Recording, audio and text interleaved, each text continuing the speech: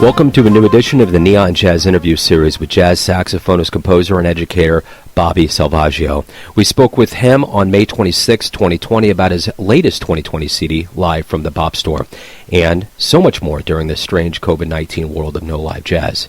This Cleveland native earned his Bachelor's of Music degree in music performance from Kent State University, then moved on to New York City to get a master's at the Manhattan School of Music.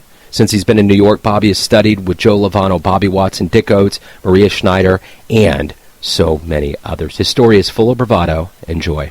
Let me ask you this. When this all started, when the beginning of gigs were getting canceled and everything was kind of coming down, how did you know that we were barreling towards no live jazz? Man, so two very, very specific things. And the first one is actually a school-related thing, but it's all related because as soon as it all hit, we were done. The first thing was I remember being at school in the middle of the day, getting ready for my ensemble rehearsal, and then emails went out, words started going and passing around. We have to leave by, we had to leave by 3:00 in the afternoon. Everybody has to be off campus. This stuff's going on, the COVID-19 stuff is happening. It's, they want us off campus. We don't know how long it's going to be, but take everything with you. And so as soon as everybody's just like, what, we knew there were weird things coming, but that was kind of a big shock. And so leaving campus, as I was, packing up some things and getting out of there, I got some texts from musician friends. I had a whole bunch of gigs. I mean, it was a really busy month after things kind of went dark. And the month and a half after that, like basically these last 2 months, I had tons of gigs, some festivals with my quartet, a couple like school, jazz festivals where we were guests, this and that, and everybody just texting like, what's happening? I've lost a gig, this or that. What do you know about these gigs? And it was just a whirlwind.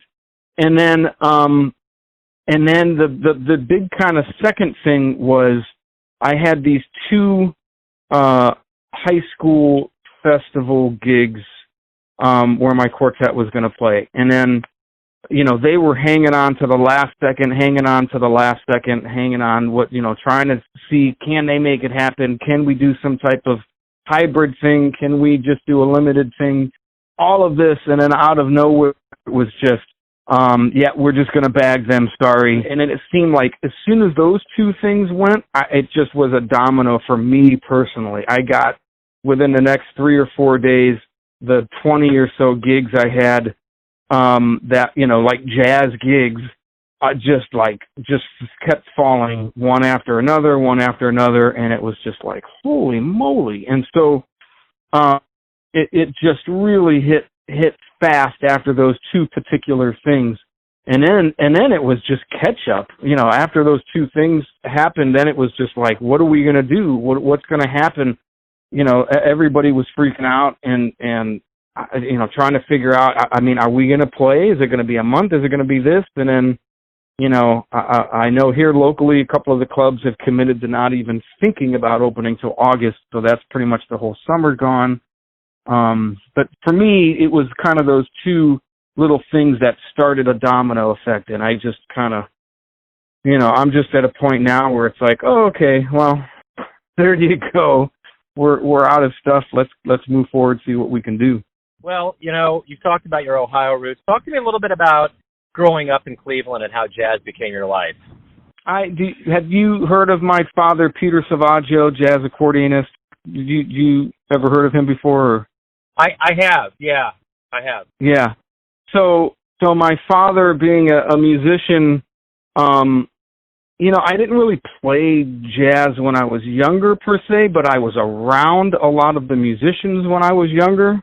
And so I think even if it was unconsciously want to do that, even though I wasn't necessarily thinking about it. I mean, I played in band and that, but I didn't really take it serious. And I grew up around all the musicians in Northeast Ohio, really was a kind of an unconscious way of making me understand that, it kept me playing, it kept me wanting to play, and as I got closer to college, it was like, man, okay, maybe this is what I want to do. And then I ended up, going to school for music, and then from there kind of went on. But, there's just such a rich history of great local jazz musicians in Northeast Ohio that, people that were, mentored by, not mentored, but hung out with Lovano. Lovano left town. Guys like Carmen Castaldi, who's a great drummer in town. And of course, Joe's dad, Big T. It's just a rich history of musicians coming through this area. A great piano player that passed several years ago, but kind of grew up, at least being a kind of mentor for me, was two. One was Bob Skeets Ross, who was a great bebop jazz piano player that, played with Bird a little bit and played with some heavy cats and was just a beautiful musician in person and always allowed me to, hang around and talk and ask questions. The other one is Kenny Davis, a great jazz trumpet who just, he knew the young kids that could play, and it was always an open. And so, there was a rich history here of great bebop, hard bop, jazz musicians, a lot of which, toured with Woody Herman and did some touring with some of the big bands back in the day. And so it just was a really good environment to really firm understanding of where this music came from. And for me, the kind of musician I was as a young musician back then, that's what I really needed. And so, man, it was great. So talk to me a little bit about learning from Lovano and Bobby Watson and cats like that when you were in New York City. What did you learn from them? Oh, man. So Joe, I actually didn't meet till I was living in New York. I met him. There's actually a great CD out that Joe did, that double CD live at the Vanguard, the one chordless group with Tom Harrell, and then the thing with Mulgrew Miller. It's a great record. My wife and I were actually at that gig one of the nights, and that was the first time, I met Joe. I just, mentioned who I was. He was like, Pete Selvaggio's boy, and then, we've been, friends ever since. The interesting thing about a guy like Joe and a guy like Bobby Watson and another big mentor of mine, Dick Oatts, lead player in the Vanguard band and all that, they at that point in time of my life, it's exactly what I needed. They all taught the same way, but from very different perspectives, meaning I never, when I was really young and needed it, some of the local people I studied with, it was, do your transcribe and learn these solos and memorize everything in 12 keys and all that. And I did all that as a really young player. And of course, you still do things like that. But those three in particular, it was always much more about conception. It was always much more about, here's an idea. What are you going to do with it? And they all allowed me to focus more on developing my voice than, they knew that I had already had the foundation of, building vocabulary and going through that process. I didn't need that, but they allowed me to really explore my voice more. And it was interesting. They're very similar, but just each kind of had their own way of explaining that, and it was really, really beautiful.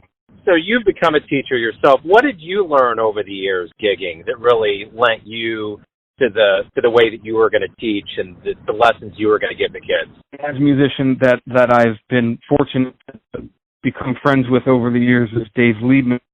And I remember hanging out with Dave one time, and he was talking about right after he played with Miles, he was being asked, obviously so, to do, clinics, and everybody was, asking him to do all this stuff. And, Cat played with Miles and played, with all the people that he played with. And so when he, when he would go to do clinics and all this stuff, at the very beginning, it was really hard for him because he just talked over everybody's heads. He was like, well, do this. And, it really took him time to really kind of figure out how he wanted to teach. And I think through going through that process, I think Dave Liebman's one of our great jazz educators of our time. And that conversation made me think, okay, when you teach, you can't just say, hey, do this because it's the way I do it. You need to figure out how you do what you do, and then how can you then explain it to somebody that doesn't understand that. So then it made me, through the years, I kind of built a philosophy of, how I wanted to teach and how I would explain it if it was somebody that was a beginner jazz player, or even a young saxophonist, or somebody that's an advanced player. And a lot of how I teach is very fundamental process based, and it's getting students to understand the fundamental process, regardless of if it's a simple concept or an advanced concept, that they're all coming from simple fundamental process. And so then it allows the student to kind of focus on certain elements to learn that element and add it to who they are. And so it's much from gigging per se. It was really through conversations with other musicians like Dave and other musicians I've met through the years that, hey, how do you teach? How do you look at it? And it really made me start to think about, just don't say, hey, I play this cool lick over this chord kind of teaching. It was really getting into just really basic things so that students and young players have an idea of what you're talking about so that they can kind of move forward from there. What do you like best about being a musician? I would like to think there's a great book out there that I recommend to my students all the time. The book is called Free Play by Stephen Nachmanovich. And he's a kind of an amateur musician, but he deals with the concept of trying to get people to understand their creative nature. And he makes references to not just musicians, but computer programmers or politicians or scientists or whatever the case might be, is how do you get back to that childlike idea of playing freely, of being a small child in a room with literally nothing and still being able to create a universe to draw from. And so the thing I like about music is I feel I would be who I am from a creative standpoint, but music allows me to connect to other people in a way, directly to other people in a way that if I was a creative person as a, whatever, scientist or, mathematician, the creative process might be there, but sometimes the ability to connect, literally connect, physically and emotionally connect with people that artists get to do that others may not, is the thing that draws me to being a musician. That, you are who you are, and if you find the right, thing in your life that you should do, then you can really channel that outwards to making differences. And for me as a musician, that fits best with how I feel I can make a difference socially and, in people's lives and all that kind of stuff. The one thing I've recognized about this time that we're living through right now is that of all the artists out there, that seems like something jazz artists are pretty probably hip to, because everything's improv. This is probably the biggest curveball we've ever been given. But this is what you do all the time. You get on stage and you never duplicate anything. You recreate, or you don't recreate. You create things like spontaneously all the time. How do you feel about this time period and for the jazz artists to be able to kind of capture and regurgitate this in a creative way? I mean, this is stuff that we as musicians talk about all the time. If anything, this is allowing us to explore other avenues of creative outlet that maybe we normally wouldn't do either a lot of or at all. I mean, listen, my social media game is just enough for me to do what I need to do to promote, a record or a tour or a gig or whatever the case might be. And I'm thankful to have people that have helped me do things. So my social media, skills, if you will, besides that, aren't the greatest per se. I haven't done a ton of online stuff, or I'm not a big. I just am not a big fan of recording every practice session I play at home to just put out there for everybody to see all the time. I mean, there are a lot of musicians that obviously do it a lot, and there's nothing wrong with that. I've just never been one that I like to do that. My practice is at home. My performance is out for the public. But there are elements of doing things, of looking at how to create music, how to, we can't really perform with other people yet. I mean, we're just starting to see musicians do like outside concerts where they're separated from each other and they're on a corner away from people where people can hear them walking by. I mean, I'm seeing posts of people starting to do stuff like that. I mean, we're just starting to do that. But the reality of it is, you're seeing a lot more of these, I don't use it, but like the a cappella things where either it's one person doing multiple stuff. I mean, obviously, that's been around for a little while, but you're seeing a lot more musicians do it, or just editing, like one thing I'm doing and going to be doing some more of until we can play together more is doing duos, or, it's getting people to start to understand different types of outlets that maybe they would not have explored before. And, if things go back to normal, some of them may never explore it again. But for some people like myself, I mean, at least there's other ways of looking at doing creative things that maybe I would just never have had done before because I didn't have to. And so I think it's just opening doors and other worlds to musicians to find different ways to be creative that as we move into the future, might be ways of doing things that we would never have done before. And so, I mean, that's kind of how I look at it. People that do that kind of stuff may have a better answer, but that's how I look at it. The other thing I've kind of heard during this time period, too, is that, those that are going to be releasing albums during this quarantine period, say from like March and, I don't know, I mean, April, May, June, something like that, there could be a very special place for those albums when they come out. What do you think about that? I think people are craving recorded music more now. I think if that's kind of what you're alluding to, I think people are craving, at least from conversations I've had, people are craving recorded music more now because they can't go see it live and they want music. I mean, I have friends in town that are just, recording stuff at home and putting it out on Bandcamp, and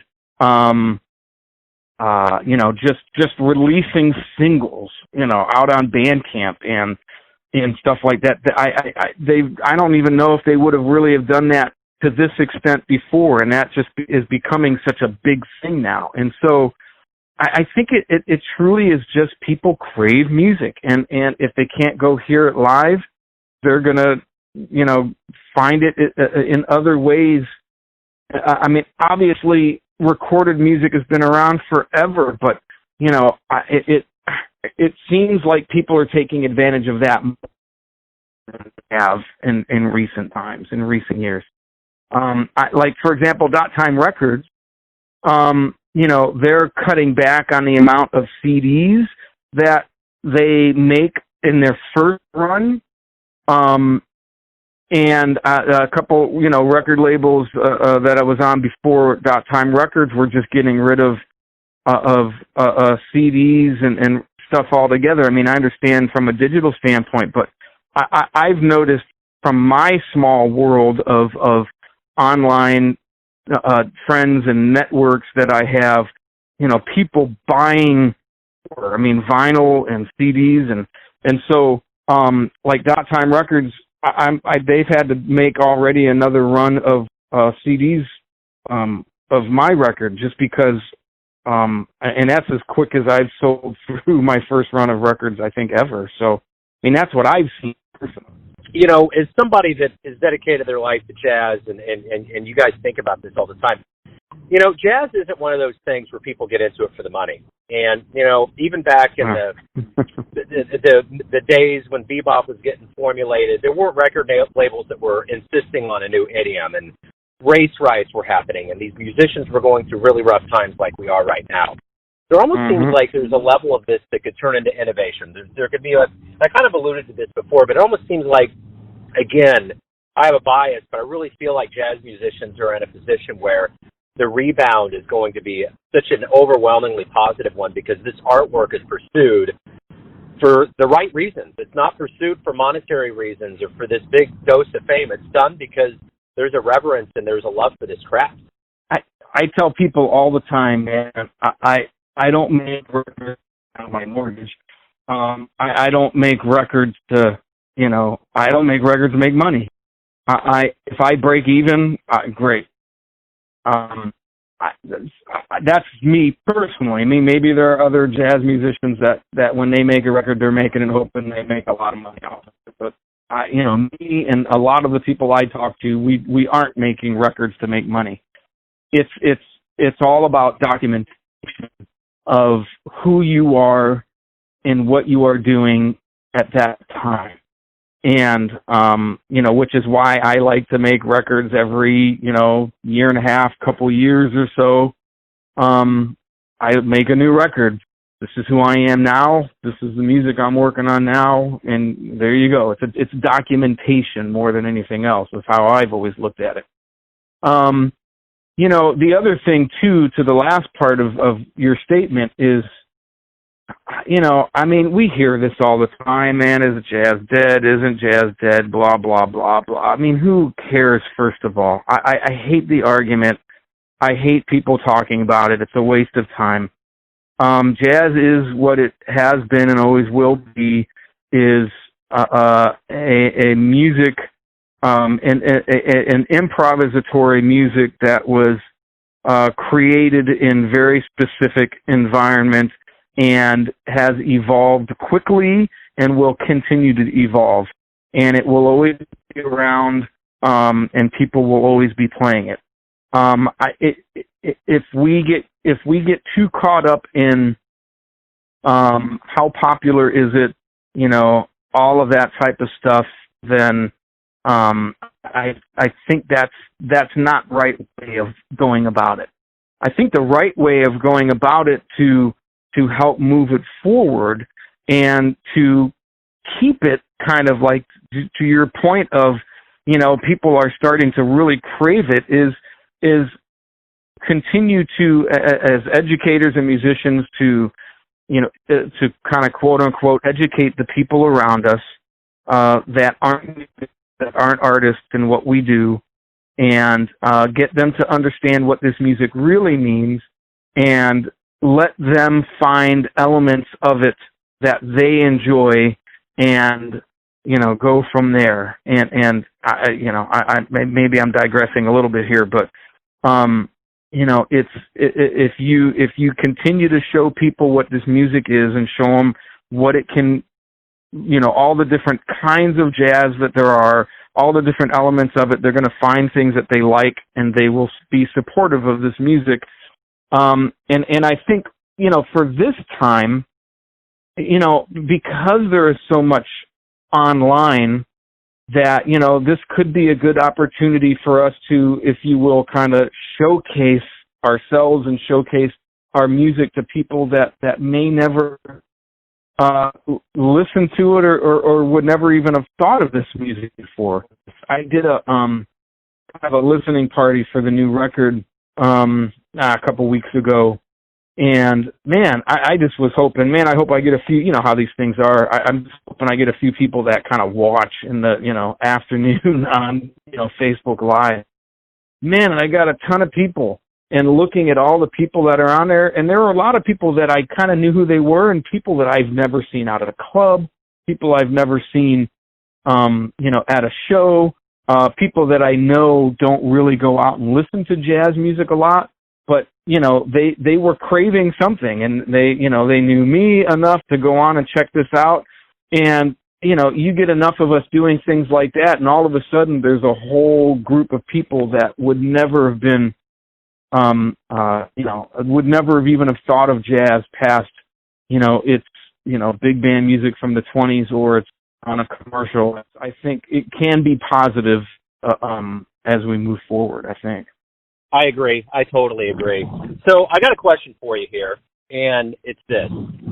When we do get back to a live environment, whenever we get over the COVID-19 and we all get back into the clubs, the musicians and the fans, what do you hope we realize? What silver linings do you hope we get from this time away? Man, that's a great question. I can tell you that in some of my closer musician friends, as we, get together and talk, or, whatever, just kind of, talk about life and what we hope for. I look at what I can bring to the music. I mean, man, I'm not like, the biggest name by any stretch of anybody's imagination in this music or this or that. But, I feel like the voice I have and the people that I've played with through the years are, kind of the backbone of, I think, what can really keep this music moving and going and moving forward. And so, you hear people talk all the time about clubs and venues, and, we need to make sure we continue to build good, respectful relationships with the venues, so that artists get paid appropriate amounts and are just treated with the kind of respect that we earn if we all work together to move this music forward. And one of the things I'm hoping is that the artists like myself take time and think about how important it is to have the venues we have to perform, because sometimes we get a little complainy, on they're not doing enough for us, they're not paying us enough, blah, blah, blah. And it's like, well, now that they're not open, boy, we are missing them. And I think the other side of the aisle that the booking agents and venues and festivals or whatever continue to work towards understanding how important it is to treat musicians just with respect, and how important it is for certain amounts of money for some gig that we're not trying to take advantage, but we want to just be treated respectfully.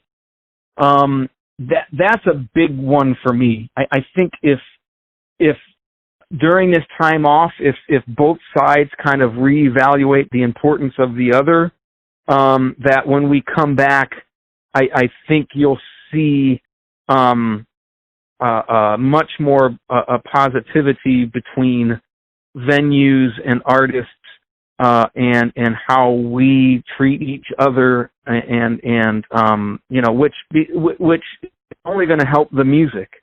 All this about we get paid enough, and the venue saying,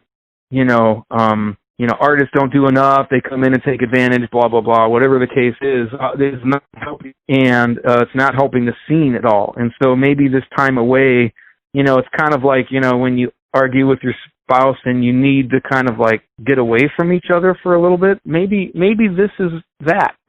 You know, I don't know if that makes all sense, but maybe this is that, and maybe we, you know, things can be different kind of moving forward. Yeah. So, final question. Everyone has a perception of you, your family, your friends, and your fans, but you're the one living your life. Who do you think you are? That's great. There's what's the name of the book? I think I had, I don't know if you know this book. It's called One, None, and 100,000. You ever heard of this book before? No. It's a book written by, I forget who it's written by. It's a book from like the mid-1800s by an Italian writer. And basically the whole book deals with the concept of that every person you meet is that's how many, however many people you know, that's how many versions of yourself that are out there. And when you asked that question, I immediately thought of that. I mean, it's really interesting how every single person in your life, from your child to your wife to your friends to your colleagues to your students to this, they all, every single one of them have a version of you that they see. And, you know, how I see myself is, I just want to make sure that, whatever version everybody sees of me, that, they see it, that I am somebody that will be respectful, that will show other people respect, that will, you know, treat the people around me the right way. You know, I mostly am, especially at this point in my life, the past, you know, 15 years and probably for the rest of, you know, my time playing as a band leader, I mostly do my own projects. I you know, put together bands and write music and do all that kind of stuff.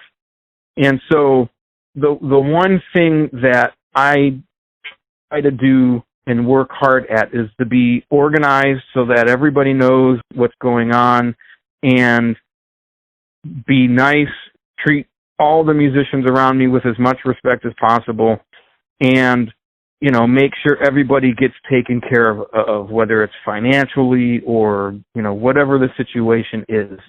Try to be how I see myself is, you know, working towards trying to be that and do that. I like it, man. Bobby, thank you for taking some time out for Neon Jazz today, man. I appreciate it. Oh, Joe, thank you. I truly appreciate it. Thanks for listening and tuning in to another Neon Jazz interview, where we give you a bit of insight into the finest players in Cleveland, New York, Kansas City, and spots all over the world, giving fans all that jazz. Thanks to Bobby for his time, music, and story. If you want to hear more interviews, go to Famous Interviews with Joe Domino on the iTunes Store. Visit Neon Jazz at youtube.com, and for everything Neon Jazz all the time, go to the neonjazz.blogspot.com. Until next time, enjoy the jazz, my friends.